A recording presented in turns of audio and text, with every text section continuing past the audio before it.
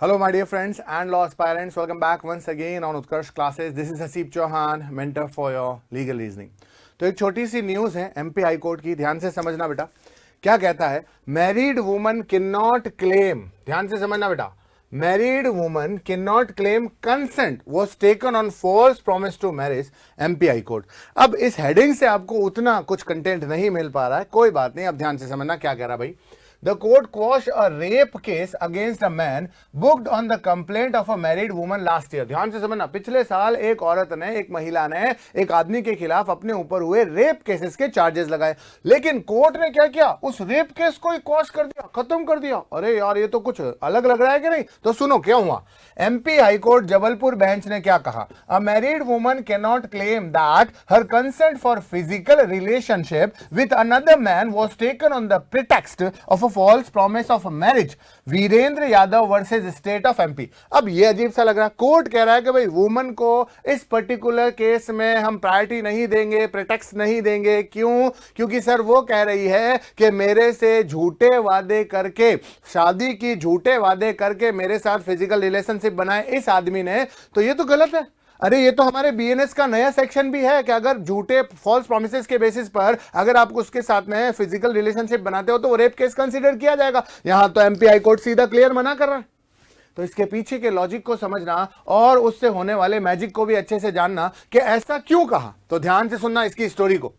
Justice Manindra S. Bhatti quashed a rape case against a man booked on the complaint of married woman last year, taking note of various ruling in similar cases, the court said. और यहां पर बहुत से rulings को दिखाते हुए court ने कहा, क्या कहा भाई? The aforesaid judgment of the Supreme Court as well as the court postulate that when the prosecutrix is a married lady, बहुत बढ़िया भाई, पॉइंट समझे, कि अगर कंप्लेंट करने वाली महिला की पहले से शादी हो चुकी है, मतलब शादीशुदा के साथ, शादीशुदा महिला होने के बावजूद उसका किसी दूसरे पर्सन के साथ फिजिकल रिलेशनशिप था, अफेयर था, एक्स्ट्रा मैरिटल अफेयर था, और उस आदमी को यह पता नहीं था कि मेरी जो सामने वाली जो लड़की है, लेडी है, उनकी शादी ऑलरेडी हो चुकी है. उसके सिचुएशन में उसने उसके साथ फिजिकल रिलेशनशिप बनाए, क्या वादा किया कि मैं आपसे शादी कर लूंगा. बाद में वो अगर शादी से मुकर जाता, जब उसे पता चलता है कि लड़की की ऑलरेडी शादी हो रखी है, तो अब वो लड़की कह रही है कि मेरे से झूठे शादी के वादे करके इन्होंने मेरे साथ फिजिकल रिलेशनशिप बनाया, इनके ऊपर रेप केस करो.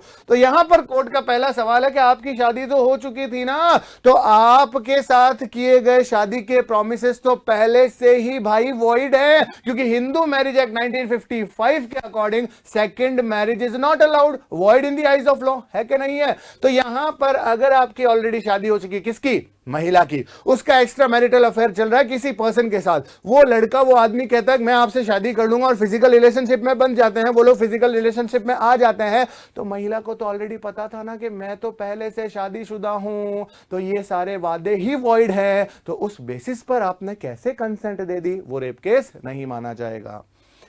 And therefore her consent for the physical relationship on the grab of false promise of marriage cannot be brought within the framework of the consent obtained on the basis of misconception of the fact. तो misconception of a fact के basis पर ये point consider नहीं किया जाएगा. जब आप पहले से शादीशुदा है तो आपको कोई धोखा कैसे दे सकता है शादी के मामले में? पॉइंट समझ गए ना? The accused, who himself was married to another woman, had moved the high court after the woman complained accused him of rape. तो यहां पर क्या हुआ? वो accused who himself was married to another woman, उस आदमी की भी किसी और लड़की के साथ शादी हो रखी है पहले से. अब यहां पर वो हाई कोर्ट जाता है और उस महिला की कंप्लेंट होती है उसके खिलाफ कि यहां पर उसके रेप चार्जेस लगते हैं. The woman was married to driver and has 2 children. उस महिला के ऑलरेडी 2 बच्चे हैं, ड्राइवर से उसकी शादी हो रखी है. She claimed that the accused used to reside in their neighborhood and they were in a friendship for 3 months. It was alleged that the accused had promised to marry her after divorcing his own wife and thus established a sexual relationship with the complainant. तो यहाँ पर उसने कहा कि भाई ये आदमी के साथ जो मेरा एक्स्ट्रा मैरिटल अफेयर कहा हुआ, उसने कहा कि मैं अपनी वाइफ को डाइवोर्स देने के बाद आपसे शादी कर लूंगा, ठीक है, और हमारे बीच में फिजिकल रिलेशनशिप, सेक्सुअल रिलेशनशिप हो गया. He allegedly later declined to marry. बाद में उसने शादी से मना कर दिया. उसने कहा he was not in position to divorce his own wife, कि मैं अपनी वाइफ को डाइवोर्स नहीं दे सकता. कोर्ट ने एग्जामिन किया कंप्लेनेंट के स्टेटमेंट को और ये पाया कि she was in relationship with the accused for 3 months and whenever her husband would go out, the accused would visit her and have sexual relationship with her.